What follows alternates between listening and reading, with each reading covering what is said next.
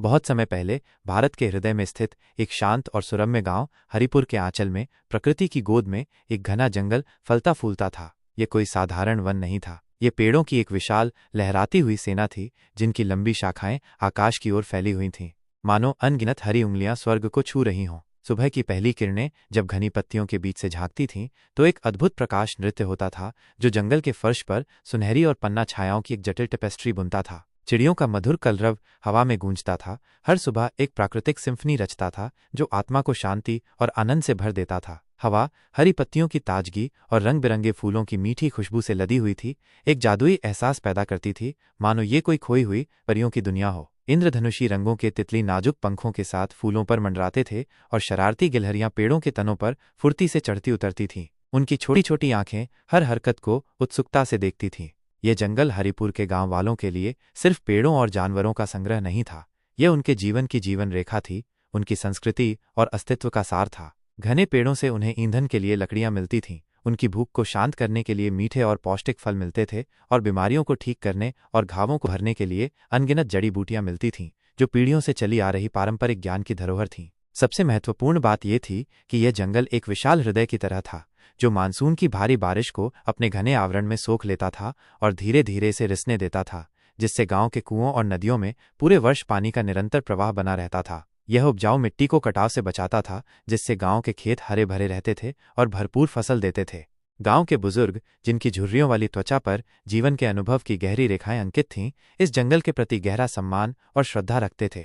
वे इसे अपनी मां मानते थे, एक पोषण करने वाली शक्ति जो उन्हें आश्रय, भोजन और जीवन देती थी। उनकी आवाज़ें अक्सर ज्ञान और कृतज्ञता के स्वर में गूंजती थीं, जब वे कहते थे, यह जंगल हमारी माँ है, अगर जंगल नहीं रहेगा तो हम भी नहीं रहेंगे। यह एक ऐसा सत्य था जो गांव की हर आत्मा में गहराई से समाया हुआ था, एक अटूट बंधन जो उन्हें प्रकृति से जोड़ता था। लेकिन समय के साथ जैसे जैसे शहर की सीमाएं हरिपुर के करीब आने लगीं, एक अदृश्य खतरा गांव की शांति में घुसपैठ करने लगा, लालच। यह एक धीमी और कपटी बीमारी की तरह फैल रहा था, धीरे धीरे लोगों के दिलों में भौतिक लाभ की इच्छा जगा रहा था, प्रकृति के प्रति उनके पारंपरिक सम्मान को कमजोर कर रहा था। एक दिन जब सूरज अपनी स्वर्णिम किरणों से गांव को नहला रहा था, बड़े बड़े कर्कश ट्रक हरिपुर की धूल भरी सड़कों पर गरजे। उनकी भारी उपस्थिति ने गांव की सदियों पुरानी शांति को भंग कर दिया। ट्रकों से एक आदमी उतरा, एक ठेकेदार, जिसकी तेज आवाज दूर तक गूंजती थी, जिसका मोटा शरीर शक्ति और अधिकार का प्रतीक था और जिसकी आंखों में पैसे कमाने की एक अतृप्त चमक थी। उसके साथ कुछ मजदूर भी थे, जिनके चेहरे पर उत्सुकता और प्रत्याशा के भाव थे। ठेकेदार ने गांव वालों को इकट्ठा किया, उसकी आवाज में एक कृत्रिम मित्रता थी जो उसके कठोर इरादों को छुपा नहीं सकती थी। सुनो भाइयों, उसने घोषणा की, उसकी आवाज में आत्मविश्वास और प्रभुत्व का मिश्रण था। इस जंगल में एक बड़ी फैक्ट्री बनेगी, तुम सबको काम मिलेगा और तुम्हारा गांव अमीर बनेगा। हम तुमसे ये जंगल खरीद लेंगे, तुम्हें इसकी अच्छी कीमत मिलेगी।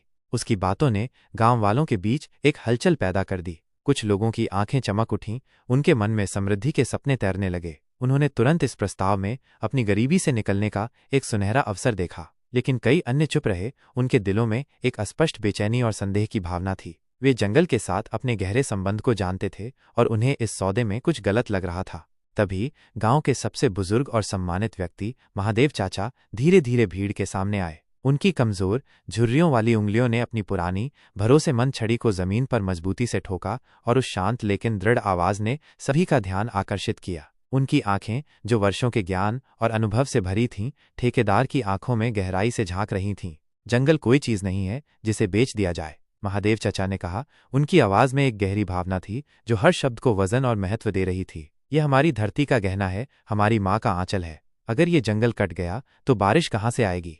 हमारी नदियां सूख जाएंगी, हमारे खेत बंजर हो जाएंगे। क्या तुम ये नहीं समझते कि ये जंगल सिर्फ पेड़ नहीं बल्कि हमारी सांसें हैं? ठेकेदार हंस पड़ा, उसकी हंसी में उपहास और अहंकार का मिश्रण था। अरे चाचा, उसने तिरस्कार से कहा, आप तो पुराने ख्यालों के आदमी हैं। अब जमाना बदल गया है, पेड़ों से किसी का पेट नहीं भरता, पैसे से सब कुछ खरीदा जा सकता है। उसकी आवाज में आधुनिकता का घमंड था, जिसने प्रकृति के शाश्वत मूल्यों को तुच्छ समझा।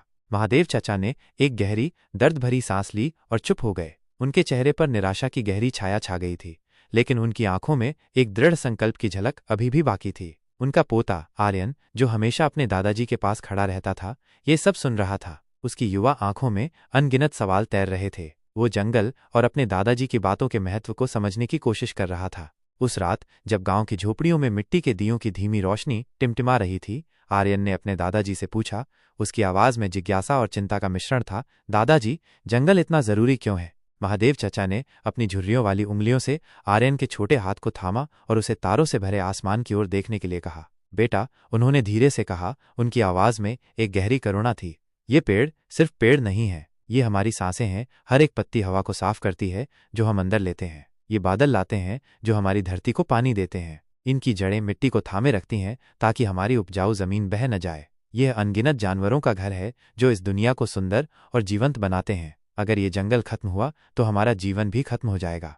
अगले दिन सूरज के उगने से पहले ही जंगल में मशीनों की कर्कश आवाज गूंजने लगी। यह एक भयानक शोर था जो प्रकृति की शांति को चकनाचूर कर रहा था। एक के बाद एक विशाल सदियों पुराने पेड़ निर्दयता से काटे जाने लगे। उनकी चीखें हवा में गूंजती थीं जैसे किसी जीवित प्राणी का दर्दनाक विलाप हो। चिड़ियां जो कभी सुबह के आकाश को अपने मधुर गीतों से भर देती थीं, डर के मारे ऊंची उड़ान भर गईं। उनका चहचहाना अब मशीनों के शोर में दब गया था। बंदर, हिरन, खरगोश और जंगल के अन्य मासूम निवासी अपने घरों से बेघर होकर इधर उधर भागने लगे। उनकी आंखों में भय और भ्रम था।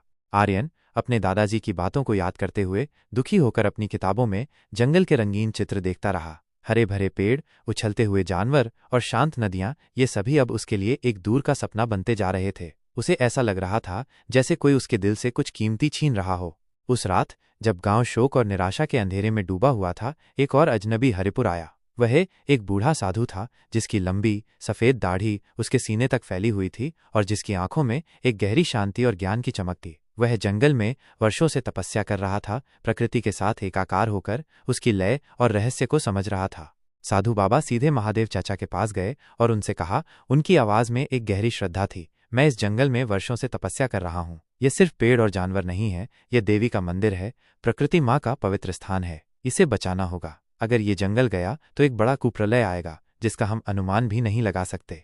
महादेव चाचा, जिनकी आत्मा पहले से ही जंगल के विनाश से दुखी थी, ने साधु बाबा की बातों को गंभीरता से लिया। उन्होंने गांव के कुछ समझदार और दूरदर्शी लोगों को बुलाया जिन्होंने जंगल के महत्व को समझा था। आर्यन ने भी अपने युवा दोस्तों को इकट्ठा किया जिनके दिलों में प्रकृति के लिए गहरा प्यार था। सबने मिलकर एक दृढ़ संकल्प लिया कि वे गांव वालों को इस जंगल की असली कीमत समझाएंगे, उस अनमोल खजाने की रक्षा के लिए लड़ेंगे जो उनके जीवन का आधार था।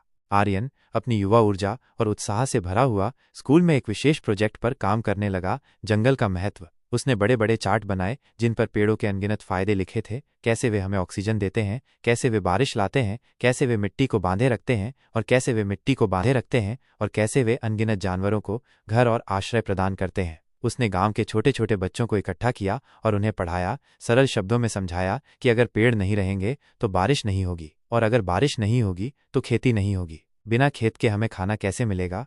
बच्चों ने अपने माता पिता से वही सवाल पूछे जो आर्यन ने उन्हें सिखाए थे। उनकी मासूमियत और चिंता ने वयस्कों के दिलों को छू लिया। धीरे धीरे गांव के लोग जागने लगे। उन्हें एहसास होने लगा कि ठेकेदार का वादा किया हुआ क्षणिक लाभ उनके सदियों पुराने जीवन के तरीके और उनके भविष्य की सुरक्षा की कीमत पर आ रहा था। लेकिन ठेकेदार, जिसका एकमात्र मकसद पैसा कमाना था, हार मानने को तैयार नहीं था। उसने शहर से और अधिक पुलिस और मजदूरों को बुला लिया। जंगल में और अधिक भारी मशीनें आईं। उनकी गड़गड़ाहट और भी तेज और भयानक हो गई। पेड़ों का विनाश और भी तेजी से होने लगा, मानो प्रकृति का हृदय ही चीरा जा रहा हो। उसी रात प्रकृति ने अपना रौद्र रूप दिखाया। एक भयानक आंधी आई। तेज हवाओं ने गांव के कच्चे मकानों को तोड़ डाला। बिजली कड़कने लगी और आसमान से मूसलाधार बारिश गिरने लगी। जंगल, जो कभी गांव की रक्षा करता था, अब तेजी से गायब हो रहा था और उसकी अनुपस्थिति ने गांव को प्रकृति के प्रकोप के सामने असहाय छोड़ दिया था। बारिश ने खेतों की उपजाऊ मिट्टी को बहा दिया। नदी का पानी उफान मारकर गांव में घुस गया। घरों में कीचड़ और मलबा भर गया। सुबह जब तूफान थम गया तो महादेव चाचा गांव वालों को एक ऊंचे टीले पर ले गए। उन्होंने दूर की सूखी बंजर पहाड़ियों की ओर इशारा किया जहां कभी हरा भरा जंगल हुआ करता था। देखो, उन्होंने कहा। उनकी आवाज में गहरा दुख और चेतावनी थी। वहां भी कभी ऐसा ही घना जंगल था, लेकिन लोगों ने लालच में उसे काट डाला। अब वहां कुछ नहीं बचा। क्या यही हम अपने बच्चों को विरासत में देंगे? उनकी बातों ने गांव वालों के दिलों को झकझोर दिया। उन्हें अपनी गलती का एहसास हुआ। उस अनमोल खजाने को खोने का दर्द महसूस हुआ जिसे उन्होंने हल्के में लिया था। उनकी आंखों से आंसू बहने लगे। पश्चाताप और दुख की धारा बह निकली। उन्होंने एक स्वर में फैसला किया कि वे अब और विनाश नहीं होने देंगे। उन्होंने ठेकेदार को गांव से निकाल दिया। उसे एहसास दिलाया कि प्रकृति से खिलवाड़ करने का परिणाम हमेशा विनाशकारी होता है। ठेकेदार को भी अब नुकसान हो चुका था, क्योंकि बिना जंगल के जमीन दलदल बन गई थी और उसकी फैक्ट्री बनाने की योजना हमेशा के लिए धराशायी हो गई थी। गांव वालों ने मिलकर एक नया संकल्प लिया, अपने खोए हुए जंगल को वापस लाने का संकल्प। हर परिवार ने कम से कम 10 पौधे लगाने का वादा किया। साधु बाबा ने सबके लिए एक विशेष पूजा की और कहा, अब इस जंगल की रक्षा करना तुम्हारा कर्तव्य है। इसे अपने बच्चों की तरह प्यार करना और इसकी देखभाल करना। आर्यन और उसके दोस्तों ने मिलकर एक क्लब बनाया, हरी आशा क्लब। वे हर हफ्ते जंगल में जाते थे, नए लगाए गए पेड़ पौधों को पानी देते थे, कचरा उठाते थे और बचे हुए जानवरों के लिए पानी और भोजन रखते थे। उन्होंने गांव में एक पर्यावरण मेला भी लगाया, जहां बच्चों ने अपने बनाए हुए पोस्टर, कविताएं और नाटक दिखाए। सभी में जंगल के महत्व और उसे बचाने की आवश्यकता पर जोर दिया गया था। उन्होंने गांव के एक पुराने कुएं को साफ किया ताकि जानवरों को पीने का पानी मिल सके। उन्होंने जंगल में जगह जगह छोटे छोटे जल स्रोत बनाए और पक्षियों के लिए दाने रखे। धीरे धीरे अथक प्रयासों और प्रकृति की उपचार शक्ति से जंगल ने अपनी खोई हुई रौनक वापस पा ली। कुछ सालों बाद वही जंगल फिर से हरा भरा हो गया। चिड़ियां वापस आईं, उनके मधुर गीत फिर से सुबह की हवा में गूंजने लगे। हिरण के झुंड फिर से पेड़ों के बीच दौड़ने लगे, उनकी फुर्तीली चाल जंगल को जीवंत बना रही थी। गांव की नदियां फिर से बहने लगीं, उनके पानी में जीवन और समृद्धि का प्रवाह था। बारिश फिर से समय पर होने लगी, जिससे खेत हरे भरे हो गए और भरपूर फसलें लहलहाने लगीं। आर्यन बड़ा होकर एक प्रसिद्ध पर्यावरण वैज्ञानिक बना। उसने दुनिया भर में यात्रा की और लोगों को बताया कि जंगल की कीमत पैसों से नहीं बल्कि जीवन से आंकी जाती है। ये हमारी सांसों का स्रोत है, हमारी धरती का रक्षक है। उसने अपने गांव के बच्चों को शिक्षित किया, स्कूलों में पर्यावरण संरक्षण के पाठ्यक्रम शुरू करवाए। हरिपुर में सोलर पैनल लगे, जैविक खेती शुरू हुई और गांव एक आत्मनिर्भर और टिकाऊ समुदाय के रूप में विकसित हुआ। लोग दूर दूर से यहां आने लगे इस अद्भुत परिवर्तन को देखने और सीखने के लिए। हरिपुर एक मिसाल बन गया, एक प्रेरणा का स्रोत कि कैसे समुदाय और प्रकृति मिलकर सद्भाव में रह सकते हैं। आज भी गांव के केंद्र में एक बड़ा पत्थर रखा है, जिस पर गहरे अक्षरों में लिखा है, अगर जंगल रहेगा तो जीवन रहेगा। और हर साल गांव के लोग उसी हरे भरे जंगल में इकट्ठा होते हैं, पेड़ों की पूजा करते हैं और उनकी रक्षा करने की कसम खाते हैं, यह याद रखते हुए कि प्रकृति का सम्मान करना ही उनके भविष्य की सुरक्षा की कुंजी है।